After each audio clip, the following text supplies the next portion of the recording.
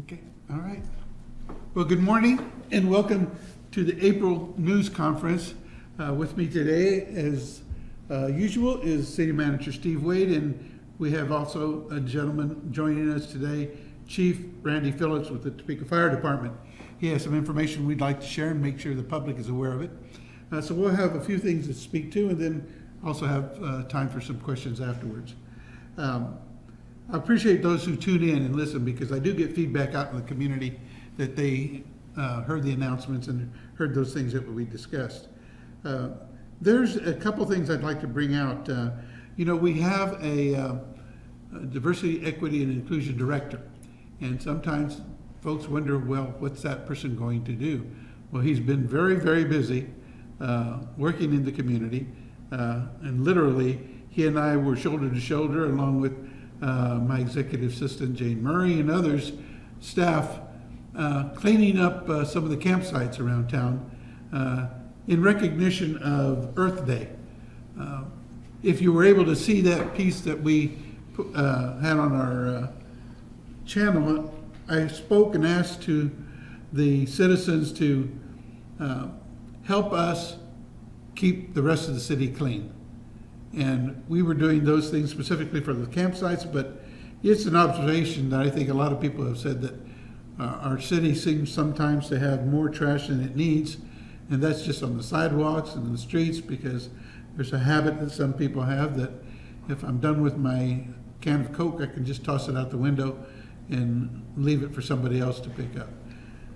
That builds up in a short amount of time, and it sends the wrong message about how we feel about our city.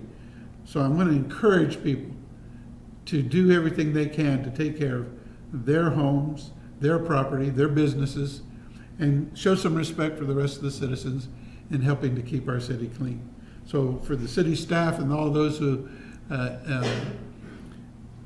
took the time to observe Earth Day, I thank them.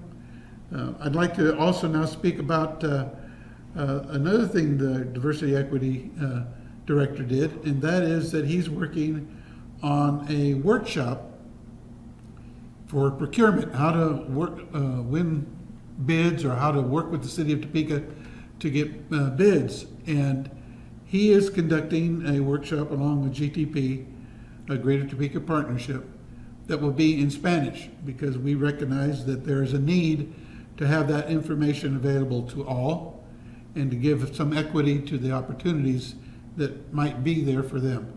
And so that is going to be taking place at the Greater Topeka Partnership, I believe from,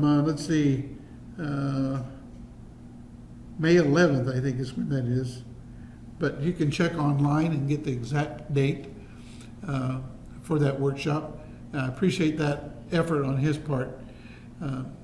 He also has been joining me in a number of speaking engagements so that I can introduce him to even more people in the city of Topeka. I know he's been very busy with requests for to speak at their organizations, and I encourage civic organizations, nonprofit organizations, and others to contact his office and visit with him about their thoughts and ideas about what he's doing in the city, and put him on their agenda. I'd like to see him out there as much as possible. Something I'd like to speak to today, and I'll give let the city manager put more detail to it. And he had an item in his weekly newsletter, and I hope people read that newsletter. We spoke to it last month about how to find it. There's good information there. It's well organized. It's put together. Very easy to read. It's not long and lengthy, but it is informative, and I think it's important that we maybe highlight some of those things that come out in his newsletter at a press conference. And so there is an idea or ideation program, I want to make sure I pronounce it correctly, that city manager is leading, and Gretchen Spiker chose to highlight it in his newsletter, and I think it's important to get some information from him about what that is, because I asked what it was. to make myself clear on it. City Manager? So, Mr. Mayor, we along that same theme of community engagement, that's really what's taking place here. So we've been working hard to grow this community. That's a listed priority of the governing body. And so as we're looking at strategies and tactics to make that happen, we recognize that that has to be done in partnership with lots of folks. And so we've been involved with the process since about November. We've talked to dozens of individuals. We've talked to developers. We've talked to residents, gathering a bunch of information. And so now we're at a point to where we're working on how do you tackle the problem of or the challenge of growing Topeka. And so we've conducted some workshops here recently, inviting the members of the community in to share ideas about how to make that happen. And it's been wonderful watching that because it's all walks of life. It's a combination of folks in different businesses, different not-for-profits, residents, bringing the community to the table so that this is a community effort and not just the city. Mm-hmm. And so this ideation workshop that you're talking about is very much trying to get the city involved with the community to pull ideas together so that we can help grow Topeka. I think it's a good effort, and I like the fact that there has been an intentional effort to bring a lot of different eyes to the project, so that you get a lot of those. And I asked you the question, and I know that citizens often ask, well, how do I get selected? How does that happen? So the great part about this one, we intentionally invited folks that we don't normally hear from. We specifically looked for individuals who are invested in this community, invited them to the table, because we have, as you know, a group of folks that aren't shy about expressing opinions and sharing their thoughts. And so we wanted to hear from some others. And so this workshop, we went after some members of the population that represent all folks in Topeka. And it was a lot of fun to go through. Good. Well, thank you. And I would encourage people to get in contact with you if they have questions about it. Absolutely. If I can back up a little bit, I'm now able to read my own notes to make sure that I get the information correct. That Spanish vendor workshop is going to be April the 27th, so it's coming up very quickly. And it will be at Washburn Tech East, which is at 2014 Washington. So I hope and encourage people to attend. There'll be bilingual opportunities there. So it's April the 27th. I believe it starts at 7:30, so it's early. Have a light breakfast there. There at Washburn Tech East, 2014 Southeast Washington. I'm glad it's being held there because I often encourage as much as I can for the use of that facility, because I think it's a great extension from Washburn University, and I'm appreciative of them allowing us to conduct some of our workshops there. I'd like to now, if I could, speak to a Way to Work program that we have that was also highlighted in the City Manager's newsletter. This is something that I know is close to the heart of Councilwoman Ortiz. She's been working on this for years, and I applaud her for her continued effort. They are, in her words, taking it to the next level, trying to reach even more youth. I think the age range is 14 to 16. Yep. And they will have an orientation that they hope that will bring both the interested youth and their parent, guardian, an adult who cares for them, have them come to the orientation so they can hear what the overall effort and program is. It's going to be this at from 2 to 4 on April the 30th. Yeah, this Sunday. This Sunday, April the 30th, from 2 to 4. And it'll be at Fellowship Highcrest, which is at 4 455 Southeast Gulf Park Boulevard. 455 Southeast Gulf Park Boulevard. And again, it's from 2 to 4. The effort is to try to introduce youth to the idea of how they want to get a job, what they have to do to prepare for the job, how they write a resume about themselves, how they conduct themselves in an interview, how to project confidence so that an employer will see the opportunity to give a young person a job for the summer. Right now, it's shortened numbers, but they continue to try to work to expand the numbers that they can employ. I think one thing different this time around, that most often the jobs are within the city, but they reached out, they meaning Councilwoman Ortiz, and they have brought on other partners. So I believe Shawnee County is taking some of the youth, and so is Parks. The Topeka Zoo's involved. Topeka Zoo as well. We have Heights Atlas Chiropractic, Okay, and Boys and Girls Club, and then Yeah. Mirror Inc. yeah. So there are a number of partners now who are providing opportunities for the youth in the city of Topeka. So if you know a person, a youth between 14 and 16, who's interested in trying to get a job for the summer, get used to the idea of working for an employer, receiving a paycheck, learning how they can be part of a team for a company.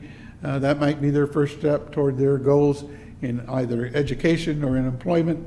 So I would encourage you to really, really talk about this. Again, April 30th, this Sunday, 2 to 4 at Fellowship Highcrest at 455 Southeast Gulf Park Boulevard. And I want to thank Councilwoman Ortiz for all the work that she's done on this, and applaud her for her efforts, and encourage every city councilman to ask their constituents to bring youth to the program. And the next thing I'd like to talk about, I'm going to move this microphone, because I've invited Chief Phillips to join us today.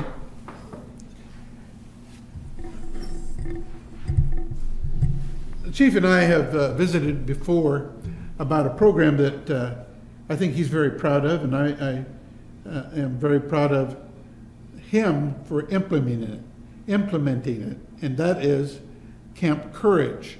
And that is an effort to try and reach out and bring more females into the profession of fire service.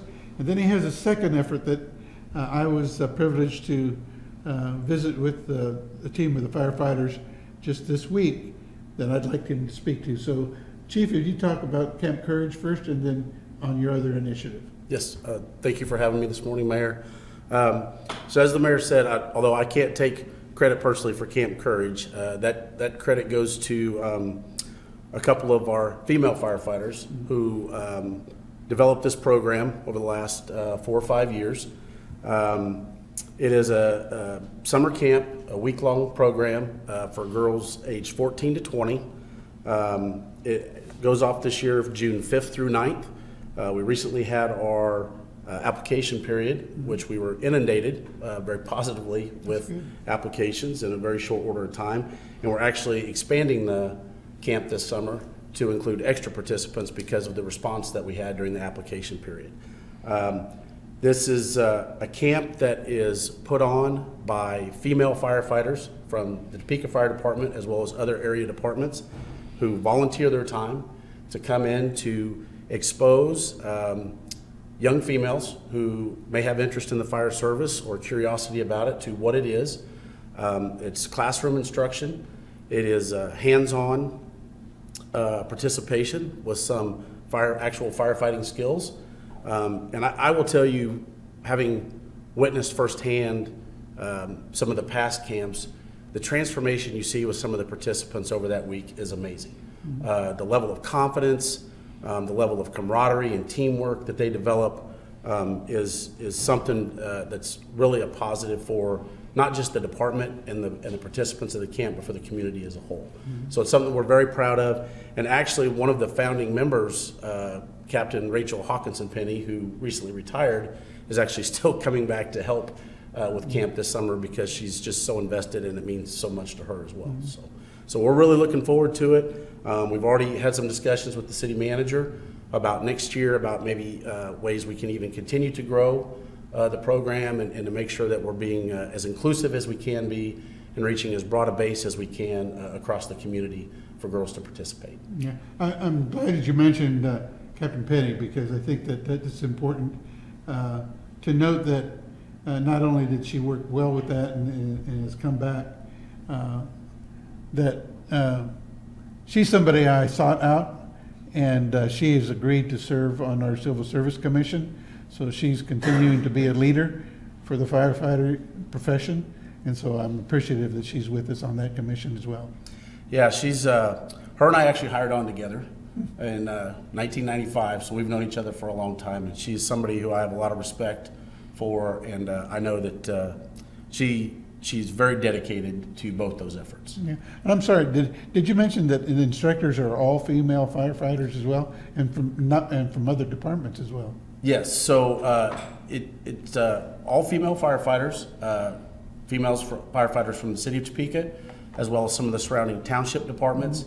And then we also have had firefighters from Lawrence who have come over and helped as well. That's good. Well, thank you for that. And then your other initiative is something else that I'd like to see in the department as well. Thank you. And it's one that I am very proud of. This week is our second offering of what we call ODP, or Officer Development Program. It's an internally developed program by staff led by Division Chief Chuck Gatewood.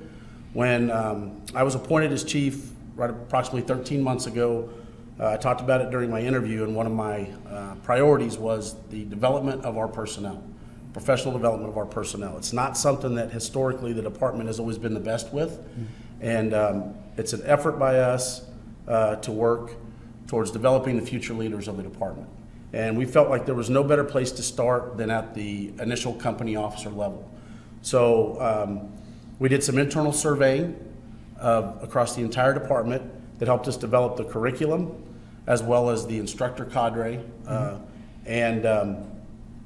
It's a week-long program. It's going on this week that will touch on a number of topics, including leadership traits, engine and truck company operations, reporting, computer reports, supervisor reports, how to handle communications, rules and regs, disciplinary procedures, and then ownership and responsibility. That's a big key piece of this, is about taking on that leadership role as you develop and move into those higher ranks. We've got close to 20 participants again this year. These are individuals within the department who are signing up voluntarily. This is not a mandatory program that we're forcing individuals to participate in. And last year, as well as this year, we conducted at the end of each day, we conducted surveying with the participants, and we received extremely good feedback. And one thing that really was eye-opening to us was we actually, at the end of last year's program, had participants asking for more. So it's something that we continue to work on and develop, but it's a great program for us. It's our own, what we would call subject matter experts within our department, teaching those future leaders and developing them. And I think it makes for a better product out on the streets for the community on a day-to-day basis. And it's something that we're extremely proud of.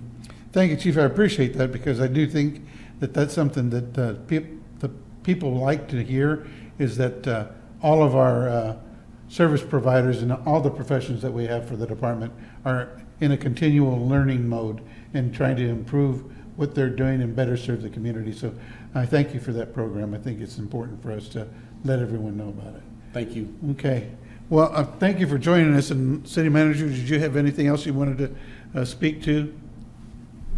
Mr. Mayor, I think the only other thing I might add is just a reminder, as we did last month, we are in orange cone season, and that's a good thing, because it means progress. It means we're addressing our road conditions. So please, as you're navigating the streets, be mindful of the workers, be mindful of the traffic around you. Please adhere to the posted detours. We want everybody to stay safe. Okay, thank you. Good caution. That's all we have to present. Any questions?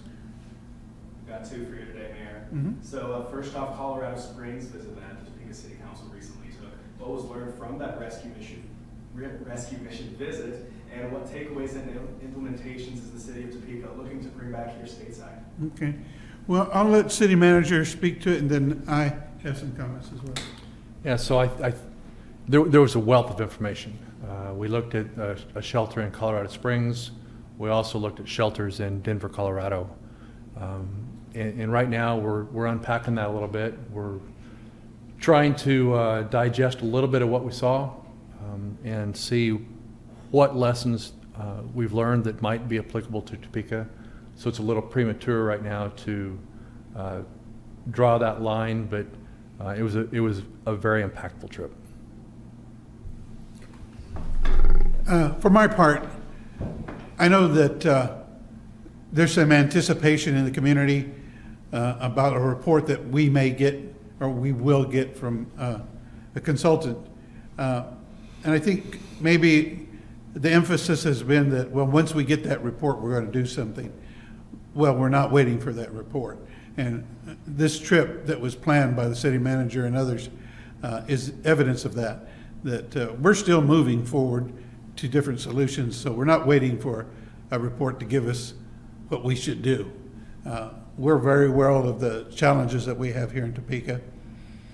I was very interested in seeing in action what people have been talking about only by a written report or an article in a magazine or something online.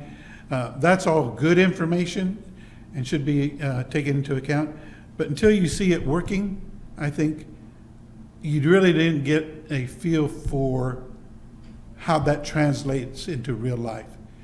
And what I'm looking for is those things that the city of Topeka has capacity to do and do them in a way that doesn't overwhelm staff or is inconsiderate of the people we're trying to give some shelter to and assistance to.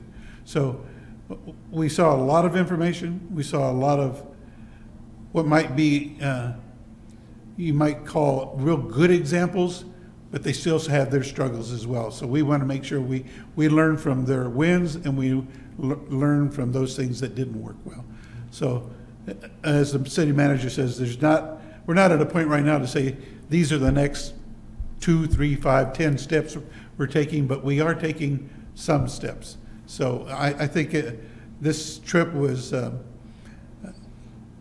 real good use of time with partners who will be working with the city on this program. What I see from the city though is they're going in and clearing out where the camps used to be. They're clearing the brush out, 15th and Adams, over here off of 470 in Wanamaker. They're mowing down everything and clearing all the tents and everything out. That's what I'm seeing the city's accomplishing and other locations. So is that your way of handling the crisis here? So what you're talking about there really are private property and entities outside of the city. So the one specifically you mentioned too on Wanamaker was done by the Kansas Department of Transportation. And so, you know, we're all trying to work together, but I would not say that that's the stated strategy. What is told to these people when we cleared out, the city over by the rescue mission when that was all cleared out? And So, again, the 15th and the Adams behind that shopping center, that was all mowed down, cleared out too. couldn't speak specific to 15th and Adams. What I can tell you is the city has posted policies, very, very specific procedures that we have to follow before we clear out an encampment. So everybody's got rights, and it is absolutely our obligation to ensure that everybody's constitutional rights are followed. And so now that the weather is warmer and we're not dealing with frost and bitter cold, we'll see where that goes this summer. Got another question for you this morning. The governor liquor law passage that was recent. What is the city of Topeka hoping to achieve with those new changes heading into the summer season? So I think you're referring to common consumption. Common consumption is something that we lobbied for. We think it is a great activity, as we've seen that in other communities. Mayor, you were on the trip to Fayetteville last year. It was something that provided some community spirit. It provided some camaraderie. It brings folks into, in this particular case, we're probably looking at downtown. It's an opportunity to have some fun, but do so safely. By changing how, what will change with that you can do downtown that you couldn't before? So right now, for example, if you are at an establishment, you cannot carry a beverage from location to location. Common consumption, once that's up and running, there are still procedures that we have to go through. There's licensing that we have not yet done. Once all that takes place, if enacted, that would allow a person to take a beverage and go from site to site.